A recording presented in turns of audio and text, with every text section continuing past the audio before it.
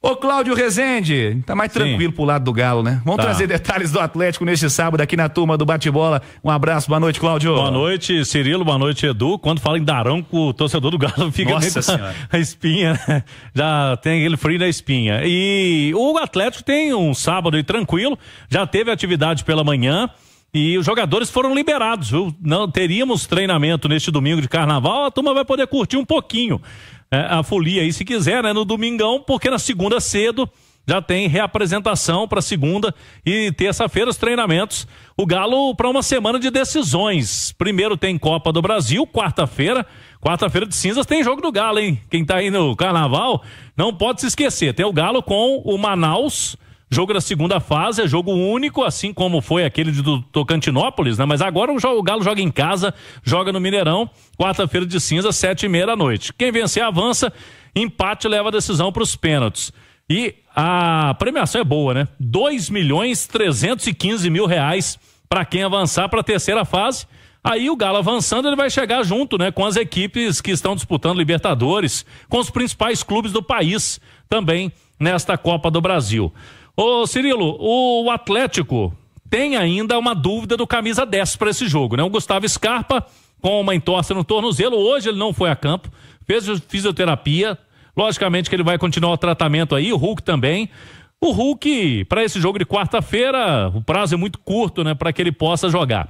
O Scarpa eu não descartaria, né? Porque o Cuca, ele leva muito a sério esse tipo de jogo. O jogo único é muito perigoso. Então, se ele puder contar com o Scarpa, ele deve ir pro jogo. Vai depender aí da avaliação médica. Se ele não for a campo segunda-feira, já fica um prazo bem apertado aí para o camisa 10 do Atlético. Se não tiver o Scarpa, algumas possibilidades, né? Tem o Bernard, tem o Igor Gomes, tem o Rubens, que pode pintar ali também, né? Vinha sendo titular do time. Algumas alternativas. Aí outras, né? Pode até aparecer o Caio Paulista por ali. Lá no ataque sem o Hulk, eu coloco o Davidson, que seria uma alteração simples, mas não descarta também o Alisson, né? Pode ser um ataque diferente. Alisson aberto, o Rony lá no comando do ataque, já fez essa função no Palmeiras algumas vezes também. Então, o Galo levando a sério aí muito esse carnaval, porque é jogo que vale mais de R$2 milhões. E tem o Manaus, um time que vem animado, né? Vai conhecer o Mineirão, o Manaus, que também, viu, Cirilo, tá exemplo do Galo na final. Lá é o primeiro turno do Campeonato Amazonense. No outro domingo tem o Manaus jogando contra o Amazonas. O Amazonas que é time de Série B, o Manaus que vai tentar aí quebrar essa escrita, né? Lá no Campeonato Amazonense também, mas antes tem o Galo no Mineirão. Boa, Cláudio. Lá no Rio Grande do Sul, Edu Panzi, o gol foi dado, né? Foi. Gol do Grêmio confirmado, 2-1. Mas tem expulsão do treinador. Quinteiros está expulso. Parece que o jogador do Juventude também tem uma confusão ali. Vamos ver o Daronco. Mas o gol vai ser confirmado e provavelmente teremos pênaltis, caso não tenhamos nenhuma reviravolta aí na arbitragem de Anderson Daronco.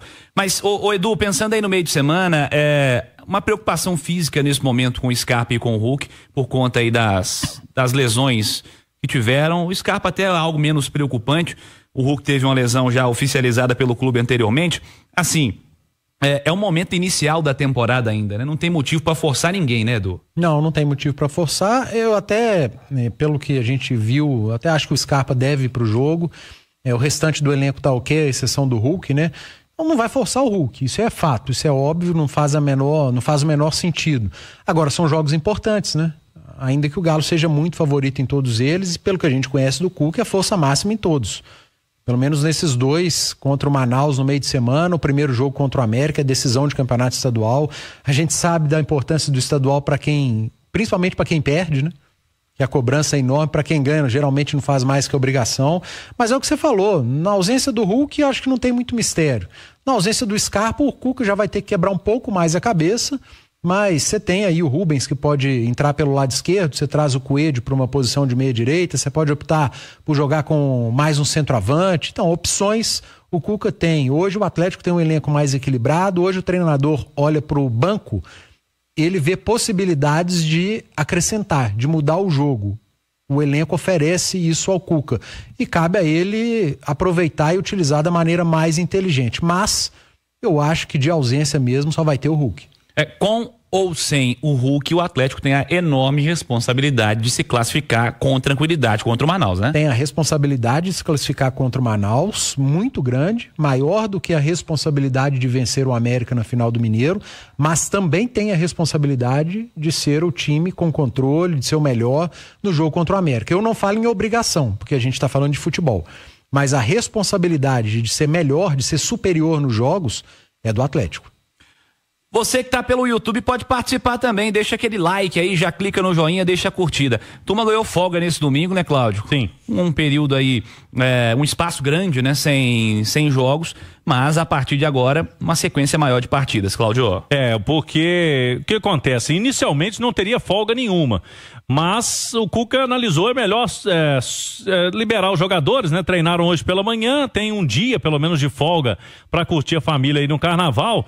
Depois tem quarta e sábado, aí vai ser pesado também pro Galo, nesses 2 jogos em um curto espaço de tempo, mas tem uma outra questão, né? Depois de enfrentar o América, como o Galo vai já atuar pela Copa do Brasil nessa primeira data, na semana entre, né, os jogos das finais, o Galo vai ter a semana livre, então dá pro Cuca trabalhar time titular nos 3 jogos, né? O Edu falava ali dos 2, mas como tem uma semana livre depois, dá pra trabalhar bem aí o time do Atlético. E na questão de data FIFA, vai ser depois do segundo jogo da final. O Galo deve ter o Alonso convocado, o Alan Franco também, e o Guilherme Arana, que está numa pré-lista da seleção.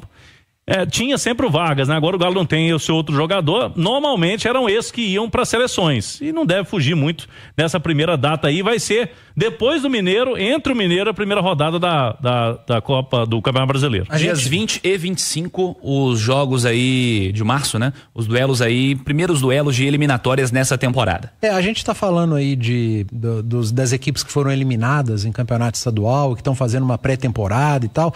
O Atlético, se bobear, ele está fazendo uma pré-temporada também, entre esse jogo aí da semifinal do Campeonato Mineiro até o início do Campeonato Brasileiro. Ele vai ter ali o quê?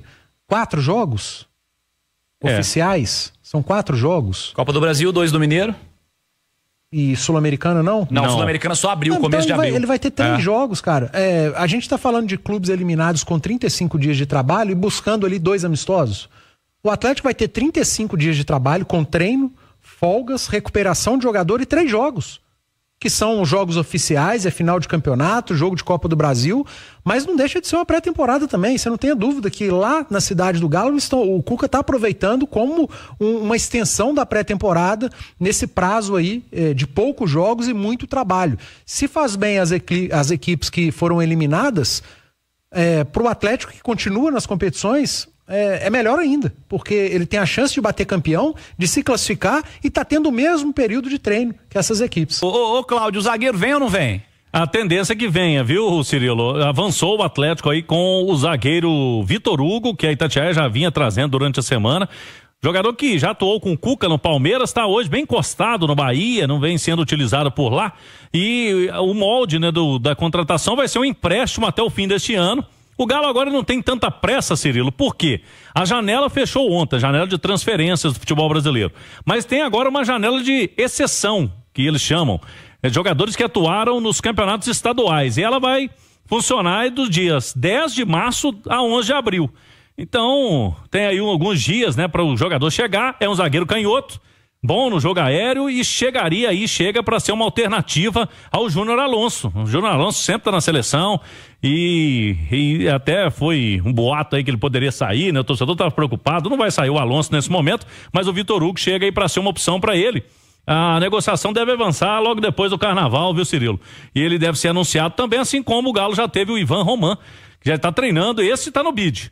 Se o Cuca quiser, pode utilizar o chileno de 18 anos já no jogo quarta-feira. No caso do Vitor Hugo, como a janela de exceção a partir do dia 10 de março, Mineiro ele não pode atuar, assim como o Ivan Roman chegaram depois do prazo de inscrições. Mas quando entrar no bid, tem Copa do Brasil, fase seguinte, depois dessa agora de quarta, Campeonato Brasileiro e Copa Sul-Americana, aí esse jogador vai poder atuar também pelo Galo, Cirilo. Boa, Cláudio, este é um programa sério, mas a editoria fofoca não pode ser ignorada, Edu Panzi. O William do Bigode foi anunciado hoje pelo América, Fabrício Calazans trouxe a informação e um dos comentários no post oficial do América foi de Gustavo Scarpa. Uma simples carinha feliz foi comentada por Gustavo Scarpa. Famoso emoji. Isso, no post do Instagram. O Scarpa entrou na onda. Quando falou-se em William do Bigode no América, todo mundo lembrou do Scarpa, cara. Imediatamente. O dia que os dois encontraram no trânsito, aí na farmácia, né, que tem em cada esquina tem uma, no supermercado, enfim, vai acontecer uma hora. E aí quando acontecer, o negócio é orar. Mas em relação aos zagueiros, são dois, né? Um a gente põe na conta do Siga, que é o Román, o jovem chileno, e o outro na conta do Cuca, que é o Vitor Hugo, e o Atlético ganha em quantidade no seu elenco. Em qualidade em relação ao chileno, eu, sendo muito sincero, não conheço, mas acredito que quem olhou estava muito convicto na hora da contratação, que o Atlético tenha feito um bom investimento. Em relação ao Vitor Hugo, vai muito mais pelo que o Cuca conhece do atleta em outras temporadas do que pelo que ele não vinha atuando ou jogando no Bahia. Tomara que dê certo. É isso, Panzi.